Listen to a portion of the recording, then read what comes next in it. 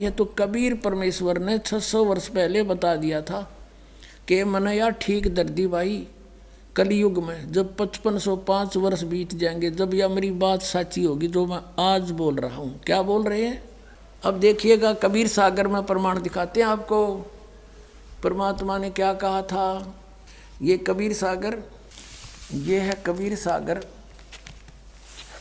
प्रथम खंड, और ये किसके द्वारा संशोधित है? कबीर पंथी भारत पथिक स्वामी युगलानंद बिहारी द्वारा पुरस्कृत। मुद्रक एवं प्रकाशक है खेमरा श्री कृष्ण दास, अध्यक्ष श्री वेंकटेश्वर परेश, खेमरा श्री कृष्ण दास मार्ग, मुंबई। अब इसके अंदर आपको दिखाते हैं कबीर वाणी नामक एक चैप्टर है, और इसमें परमात्मा ने बताया है कि काल ने न्यों कहा था, मैं 12 पंथ चलाऊंगा तेरे नाम ते, कबीर साहब के नाम ते। ये 136 पृष्ठ पे कबीर वाणी नामक ये एक चैप्टर है, बोध सागर का अंग है। ये खंड है, ये चैप्टर है, और इसकी ये साखी, द्वादश पंथ चलो सो भेद। परमात्मा ने लिखा था कि द्वादश पंथ काल फुरमाना, इन 12 पंथ चलेंगे मेरे नाम से, इनमें काल का ही फुरमान होगा, उसका ही आदेश और मंत्र चलेगा। भूले जीव न जाओ ठिकाना, ताते आगम कह हम राखा, वंश हमारा चूड़ामणि शाखा। अब यहाँ प्रथम जग में जागू भरमावे, दूसरा सूरत गोपाल, तीसरा मूल निरंजन की वाणी, और फिर टकसार पंथ, फिर यह आगे बता रखा है सतनामी पंथ, और ये राम कबीर पंथ, परम धामवाणी पंथ। तो ऐसे यहाँ तो पद्य भाग में है। अब आपको गद्य भाग से परिचित कराते हैं। परमात्मा ने काची नहीं छोड़ रखी। अब ये चैप्टर है कबीर चरित्र बोध, और ये खंड वही है बोध सागर का, 1870 पृष्ठ कबीर सागर में। यहाँ गद्य भाग में लिखा है कबीर साहब के पंथों का वृंतांत है। नारायण जी का पंथ, ये नारायण जी का गलत लिख दिया इन्होंने, कबीर पंथियों ने।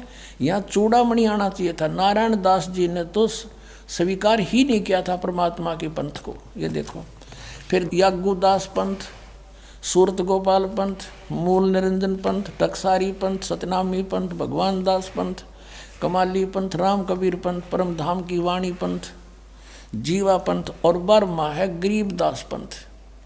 अब हमारा इससे लिंक है कि बर्मा गरीबदास पंथ है।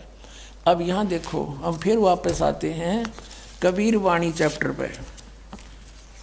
ये देखिएगा, ये कबीर वाणी चैप्टर पे हम आगे 136 पृष्ठ पे वहीं। अब यहाँ से आसानी तो समझ में आएगा, द्वादश पंथ काल फुरमाना, इस 12 पंथों में काल का ही मंत्र चलेगा, काल के ही जाप होंगे, काल के दूत आदेश चलेंगे। भूले जीव न जाओ ठिकाना, ताते आगम कह हम राखा, वंश हमारा चूड़ामणि शाखा। ये प्रथम है ये चूड़ामणि का, इन्होंने अपना फेरबदल कर दिया क्योंकि चूड़ामणि को अलग रखना चाहते थे। अब ये दूसरा है जागू का, आपने यहाँ देखा, ये दूसरा है जागू पंथ। ये कबीर चरित्र बोध में, ये आपने देखा यहाँ पर 1870 पृष्ठ पे। ये दूसरा है यागुदास को, जागुदास को, सूरत गोपाल, मूल निरंजन, भगवान दास, टकसारी पंथ, सतनामी पंथ, परम धाम की वाणी, राम कबीर पंथ, ये गरीबदास पंथ, जीवा पंथ। अब ये वही है, यहाँ पद्य भाग में है। अब प्रथम जागू, ये दूसरा है जागू, अनिल दास ने ठीक कराया, और तीसरा सूरत गोपाल, चौथा मूल निरंजन, फिर टकसारी पंथ, फिर भगवान दास पंथ, जीवा पंथ, सतनामी पंथ, जीवा पंथ, राम कबीर पंथ। ये 10वां है, जो ये है वो कमाल का पंथ, और 11वां है परम दानी पंथ का पंथ। अब 12वां यहाँ से शुरू होता है। आदरणीय गरीबदास साहिब जी का जन्म संवत 1774 में हुआ था। ये गलती से 75 लिखा है। संवत 1775 होई, ता दिन प्रेम प्रगटे जग सोई। 137 पर पढ़ेंगे हम। आज्ञा रहे ब्रह्म बोध लावे, कोली चमार सबके घर खावे, साख हमारी ले जीव समझावे, असंग जन्म ठोर नहीं पावे। और बर में पंथ प्रगट हो वाणी। ये बरमा पंथ गरीबदास के पंथ में कहते हैं मेरी महिमा की वाणी, मेरी लीला की वाणी पुनः प्रगट होगी उसके द्वारा। और शब्द हमारे का निर्णय ठानी, बर में पंथ प्रगट हो वाणी, हवै वाणी ये हवै है, और शब्द हमारे का निर्णय ठानी। अस्थिर घर का मरम ना पावे, ये 12 पंथ हम ही को ध्यावें। कि 12 पंथ तक, गरीबदास पंथ तक ये उस स्थायी स्थान पर नहीं जा सकते, सतलोक प्राप्ति नहीं कर सकते। फिर कहते हैं बर में पंथ हम ही चलावें, बर में पंथ में हम ही चलकर आवेंगे। गरीबदास वाले में आगे चल गए और सब पंथ मिटा के एक का पंथ चलावें। और कहते हैं अब परमात्मा ने कलयुग को 3 चरणों में बांटा है। ये प्रथम चरण कलयुग निर्याना, तब मघर मांडो मैदाना। प्रथम चरण कलयुग का उस समय समझो जब मैं घर से सह शरीर जाऊंगा, वो प्रथम चरण होगा। और बीचली पीढ़ी का कब होगा? 5505 बीत जाएंगे तब। अब देखो आगे ये बताया कि कलयुग ऐसे ऐसे बीतेगा।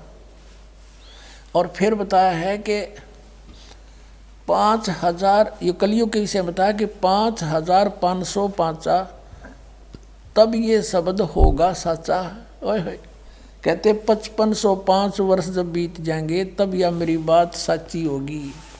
और फिर कहा है कि धर्मदास मोरी लाख दोहाई, ये मूल शब्द किताबा न जाई। धर्मदास जी से कहा था भगवान तो लाख दोहाई, धर्मदास मोरी लाख दोहाई, ये मूल ज्ञान किताबार न जाई। इसको अभी बताना नहीं किसी को। पवित्र ज्ञान तुम जग में बाखो, मूल ज्ञान तुम गुप्त ही राखो, गोई ही राखो। मूल ज्ञान जो बाहर पर ही, बिचली पीढ़ी हंसनी तर ही। अब क्या बताते हैं परमात्मा कि अगर यो सत सही ज्ञान इन काल के दूतां का हाथ लग गया, ये दूसरे पंथों के, तो यह बिचली पीढ़ी जो आपका आज जन्म है पुण्यात्मा हो, वर्तमान में ये 2012 में आपको कह रहा हूँ, तो ये सब काल के दूत भी ये ज्ञान बता दे पाते, आज हम भगवान को पहचान नहीं सकते थे। मूल ज्ञान जो बाहर पढ़ी, ये बिचली पीढ़ी हंस वंश नहीं तरही। 33 अरब ज्ञान हम बाख्या, मूल ज्ञान हमने गुप्त ही राख्या। मूल ज्ञान तुम तब तक छुपाई, जब लग 12 पंथ मिटाई।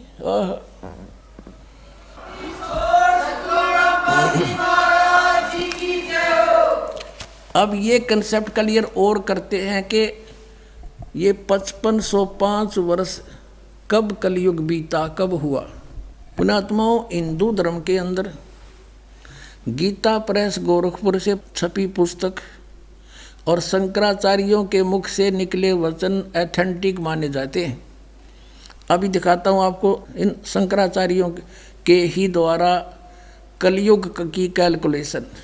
एक पुस्तक है हिमालय तीर्थ, इसमें लिखा है कि एक शिव रहस्य नामक कोई पुस्तक है, उसकी एक श्लोक का हवाला दे रखा है कि शंकराचार्य का जन्म 3000 कलयुग जब बीत जाएगा, 3000 वर्ष तब होगा। देखिएगा, ये है हिमालय तीर्थ और ये कहाँ से छपी है ये दिखाते हैं।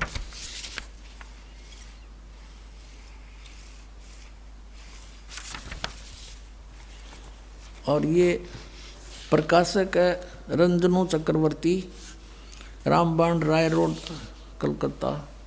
ये मुद्रक एग्री प्रिंट सर्विसेज कलकत्ता। ये ऐसे इसके 42 पृष्ठ पे आते हैं। ये है हिमालय तीर्थ पुस्तक है और ये पृष्ठ 42। और यहाँ शंकराचार्य के जन्म के विषय में जानकारी है। ये कोई शिव रहस्य नामक एक पुस्तक है और उसका ये श्लोक है। इसमें लिखा है कि इसका अनुवाद है ये कि कलयुग के 3000 वर्ष व्यतीत होने पर बौद्ध मीमांसकों के मत पर बौद्ध धर्म फैल गया था। उसका नाश करने के लिए कहते हैं, उस पर विजय प्राप्ति के लिए शंकर यति के रूप में आविर्भूत होंगे। 3000 कलयुग के 3000 वर्ष व्यतीत होने पर के बाद शंकराचार्य का जन्म होगा। ठीक है, अब दिखाते हैं। अब इसमें ये क्लियर हो गया पुण्यात्माओं। हिमालय तीर्थ ने ये क्लियर कर दिया कि शंकराचार्य का जन्म 3000 वर्ष जब कलयुग बीत गया तब हुआ। ठीक है, अब फिर ये इसमें क्लियर करते हैं कि ईसा मसीह से 508 वर्ष पहले हुआ। तो जब ईसा मसीह का जन्म हुआ उस समय कलयुग 3508 वर्ष बीत गया था। अंडरस्टूड हो गया? ईसा से 508 वर्ष पहले और कलयुग के 3000 वर्ष बीत जाने पर तो ईसा जी का जब जन्म हुआ तो उससे ये सिद्ध हो गया कि 3508 वर्ष कलयुग बीत चुका था। अभी दिखाते हैं, देखिएगा। और अब 2000 चल रहा है, 2012। ये देखो, ये है एक पुस्तक है ज्योतिर्मय ज्योतिर्मठ, और ये कहाँ से छपी है ये दिखाते हैं आपको। ये है ज्योतिर्मय ज्योतिर्मठ, ये इनके संरक्षक हैं। ये है जगत गुरु शंकराचार्य स्वामी स्वरूपानंद सरस्वती जी, जो वर्तमान में द्वारका ज्योतिष पीठाधीश एवं द्वारका शारदा पीठाधीश्वर, ये दोनों के पीठाधीश्वर हैं वर्तमान के, स्वरूपानंद जी। इनकी देख रेख में लिखी गई है। संपादक लेखक एवं संकलन करता है विष्णुदत्त शर्मा, अध्यक्ष आध्यात्मिक उत्थान मंडल दिल्ली। प्रेरणा स्रोत ये मुद्रक है फाइन इंटर एंड पैक्स, ये सारा कुछ लिखा है। प्रकाशक अखिल भारतीय आध्यात्मिक उत्थान मंडल, ये सारा लिखा है इनका। रामनगर तिवारी, मंडोली रोड, सादरा, दिल्ली से। अब इसके 11 पृष्ठ पे कितना क्लियर किया है? 11 पृष्ठ पे यहाँ से आते हैं आदि शंकराचार्य संक्षिप्त जीवन परिचय। हम सिर्फ इतना ही लेते हैं कि लगभग 2500 वर्ष पूर्व शंकराचार्य का जन्म चरमराती अवस्था में कलयुग के युग में केरल प्रांत में पूर्णा नदी के तट पर हुआ। हम यहाँ लेते हैं।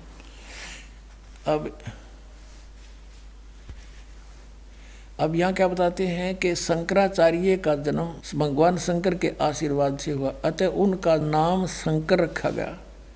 गुरु परंपरागत मठों के अनुसार उनका आविर्भाव काल, जन्म का समय ईसा पूर्व 508 बताया जाता है।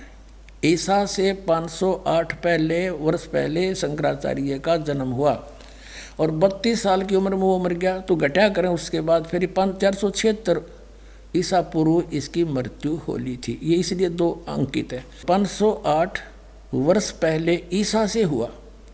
अब हमने यहाँ से इतना ही लेना था। अपने आत्माओं, हम आज 2012 में हैं, तो कलयुग भी ईसा जी के जन्म को हो गए 2012 वर्ष। इसमें 508 और जोड़ दो तो 2520 वर्ष आज से पहले शंकराचार्य का जन्म हुआ। और उधर से कब हुआ? जब 3000 वर्ष कलयुग के बीत गए थे। तो आज कलयुग 5520 वर्ष बीत चुका है 2012 में। अब हम 5505 निकालेंगे, हम 2000 पर पहुंच जाते हैं। सन 2000 में ईसा जी के जन्म को 2000 वर्ष हो गए, शंकराचार्य के जन्म को 2508 वर्ष हो गए। और कलयुग कितना बीत गया? 3000 और जोड़ दो उसमें। 3000 कलयुग बीतने के बाद इस शंकराचार्य का जन्म हुआ और उधर से ईसा से 508 वर्ष हुआ, तो 3508 वर्ष कलयुग बीत गया था जब ईसा का जन्म हुआ। नो समझ में आ गया। तो 2000 सन में 5508 वर्ष कलयुग बीत गया। अब हम पीछे चले 5505 निकालने के लिए। 1997 में 5505 कलयुग बीता। 1999 में 5507 हो गया और 1998 में 6 हो गया। 1997 में 5505 वर्ष कलयुग बीत गया। और उस समय इस दास को 1997 में 10 बजे इस शुक्ल फागुन की उत्तरते की एकम के दिन 1997 में दास को परमात्मा पुनः मिले थे। उसमें आदेश दे दिया था कि अब समय आ गया है इस सतनाम की को उजागर कर देने का, बेटा कर दे।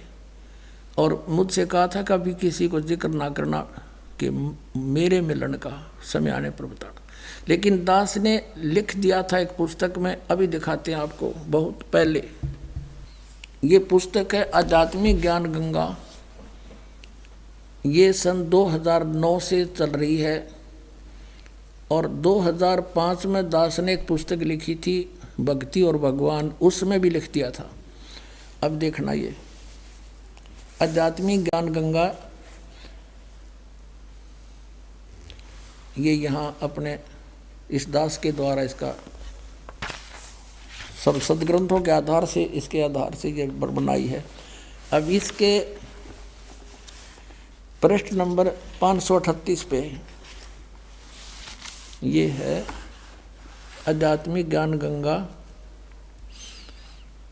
और यथार्थ कबीर पंथ परिचय नामक विषय है। 538 पर यहाँ देखा, मुझ दास रामपाल दास को परमेश्वर कबीर साहिब जी संवत 2054 फाल्गुन मास शुक्ल पक्ष एकम मार्च 1997 को दिन के 10 बजे मिले थे। सार शब्द की वास्तविकता तथा संगत को दान करने का सही समय संकेत देकर अंतर्ध्यान हो गए थे और इसको अगले आदेश तक रहस्य युक्त रखने का आदेश दिया था। किसको? कि मैं मिला।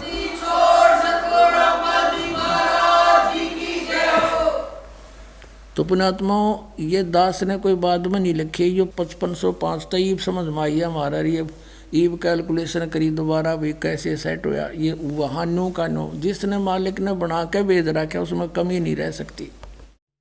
ये दास उसी परमेश्वर का भेजा हुआ है आपके लिए। अब आपको दिखाते हैं कबीर सागर में एक और रहस्य है। जब परमात्मा ने उस समय कहा था 550 वर्ष पहले, 650 वर्ष पहले कि धर्मदास एक ऐसा समय आएगा जो 5505 को मैं बता रहा हूँ, उस समय एक ऐसा समय आएगा जब मेरा हंस जाएगा। जो उसमें तो कहा परमात्मा ने कि हम ही जाएंगे गरीबदास वाले पंथ में आगे चल के। और फिर बताया है, देखना कि एक महापुरुष आएगा। यानी परमात्मा बार बार नो कहें, जैसे यहाँ आए थे जो बार बार नो कहते मैं भगवान हूँ, कोई नहीं माने, तो थोड़ा सा घुमा कर कहते हैं भगवान, फिर समझ में आती है। ये देखिएगा, ये कबीर सागर है, वही जो आपको अभी पहले दिखाया था। ये कबीर सागर है और इसके सवसम बोध नामक एक चैप्टर है और खंड इसका वही बोध सागर खंड है। 170 पृष्ठ से यहाँ से देखियो, ये सत्य कबीर वचन यानी परमात्मा के वचन है, लेकिन हमारे काम के ये यहाँ से हैं। 171 पृष्ठ से सवसम वेद बोध, सवसम वेद बोध। यहाँ लिखा है 5 सहस और 500 जब 5 सहस और 500 यानी 5500 जब कलयुग बीत जाए, महापुरुष फरमान तब जग तारण को आए। अब 5 सहस और 500 यानी 5500 जब कलयुग बीत जाए, महापुरुष फरमान तब जग तारण को आए। 5500 जब कलयुग बीत जाएगा तब एक महापुरुष संसार का उद्धार करने के लिए आएगा और उसके पास सही फरमान होगा। फरमान माने वो मंत्र जाप आदेश। हिंदू तुर्क आदिक सब जेते जीव जहान और सत्य नाम की साख गहें वो पावें पद निर्वाण। अब क्या बताया है कि हिंदू तुर्क, हिंदू और मुसलमान जो अलग अलग हो गए और फिर और भी जो होंगे जैसे सिख और ईसाई आदिक यानी सभी जेते जीव जहान सतनाम की साख गए ये पावें पद निर्वाण। निर्वाण माने मोक्ष, मोक्ष पद पावेंगे सब के सब वो सतनाम प्राप्त करके इस दास से महापुरुष से। जैसे परमात्मा ने कहा था उस कबीर वाणी में कि सभी पंथों को मिटा के एक पंथ चलाऊंगा, उसके विषय में फिर दोहराया है कि वो कैसे एक होंगे। यथा सरित गण आप ही मिले सिंधु में धाये, सत सुकृत के मद तिमि सभी पंथ समाये। क्या बताया कि जैसे सरित गण यानी नदियों का, नदियाँ, सरित गण माने नारी नारी नदी, और आप ही उस समुद्र में जाकर वेग धाय माने शीघ्रता से मिल जाती हैं फटाफट। ऐसे उस सत सुकृत यानी उस सच्चे पंथ के मध्य जो हम चलाएंगे, उसमें तिमि माने उसमें सब ऐसे ही समाये जैसे सरिता दरिया अपने आप समुद्र में स्पीडते में जाकर मिल जाती, एक हो जाते हैं। ऐसे सत सुकृत के मध्य सब पंथ समाये, सब एक हो जाएंगे। अब क्या बताते हैं परमात्मा धर्मदास, जो मैंने ये सवसम वेद में जो लिख दिया, जो वचन बोले हैं, ये जब लग पूर्ण होए नहीं ठीके को तिथिवार। ये ठीक क्या होती है, जैसे हमारे पहले पुराने समय में हम छोटे छोटे थे, जब यूँ कहा करते कि एक व्यापारी भैंस ले गया और पैसे ना देता, आगे से आगे ठीक बता रहा है, आगे तागे समय धर रहा है, पैसे नहीं दे रहा। तो इस प्रकार यहाँ वो बताया है कि यो मैंने जो ठीक दर रखी है ना, ठीक वो निर्धारित समय कर रखा है कि धर्मदास जब तक वो समय नहीं आओगा ना, तब तक तो ये मेरी बात ये सब संवेद में लिखी हुई निराधार महसूस होंगी जो कपटी लोगों को। लेकिन जब वो समय ठीक का आ जाएगा ना, जब देखिए ढूंढा पाटेगा। अब देखो, अब हम फिर आगे कि जब लग पूर्ण होए नहीं ठीक को तिथिवार, और कपट चातुरी तब लो यो सब संवेद निर्धार। कहते हैं तब तक तो मेरे द्वारा ये बात कही गई सब संवेद वाली, ये गुप्त ज्ञान, सब संवेद माने गुप्त ज्ञान जो पहले भी अब भी कहा है, तो ये निराधार महसूस होगा जब लग पूर्ण होए नहीं ठीका, जो ठीक को तिथिवार यानी ठीक उस निर्धारित धरे हुए निर्धारित किए हुए समय की जो समय नहीं आएगा, तब तक तो मेरा यो ज्ञान निराधार महसूस होगा। जब वो समय आ जाएगा ठीक का, जो है ठीक का दिन आवंत, युगंत लिखा आवंत, तो क्या होगा, सब ही नारी नर शुद्ध, सब कपट छोड़ कर बुराई त्याग देंगे सब नर नारी। और जब ठीक का दिन आवंत और कपट चातुरी छोड़ कर वो शरण कबीर गहंत।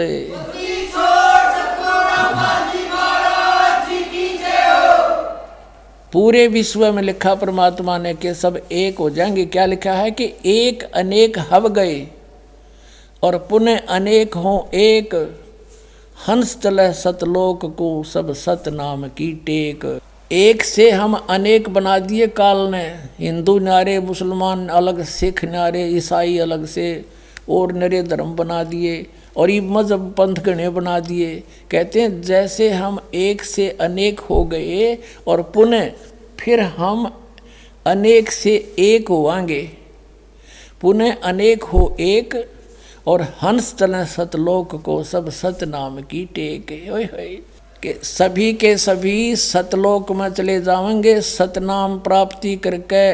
इस दास से इससे पहले राधा स्वामी पंथाड़ा ने सतनाम का कह ख का भी पता कोई ना, ये काल के दूत थे इसलिए छुपा कर रखी भगवान ने, उनको सतनाम का नहीं पता यू खान का है पीण का। अब ये वास्तविक मंत्र आपको दिया जाएगा, इससे आप सबका मोक्ष होगा, पूरे विश्व में शांति। देखना आगे कितना कमाल किया है कि घर घर बोध विचार हो, मेरे ज्ञान का घर घर चर्चा चलेगी और दुर्मति दूर बहाए, सबकी दुर्बुद्धि दूर हो जाएगी, हाहाकार मिट जाएगा, माया की दौड़, मिलावट, रिश्वतखोरी, आपस में लड़ाई खींचातानी, ये दुर्मति दूर बहाए और कलयुग में एक होकर सब बरतें सहज शोभाए।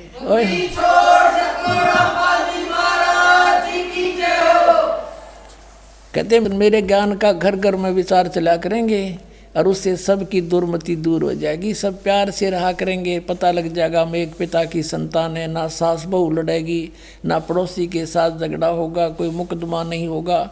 और कहते हैं कलयुग में एक होकर सब बरतें सहज सुभाए, सब प्यार से रहा करेंगे।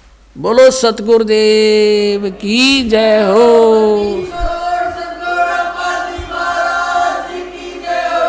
पुण्यात्माओं, आपका सौभाग्य है, धन आपके माता पिता जिससे जन्म हुआ। आप वो प्यारी आत्मा हैं जिसके लिए ये समय ठीक दर रखी थी। बोलो सतगुरुदेव की जय हो।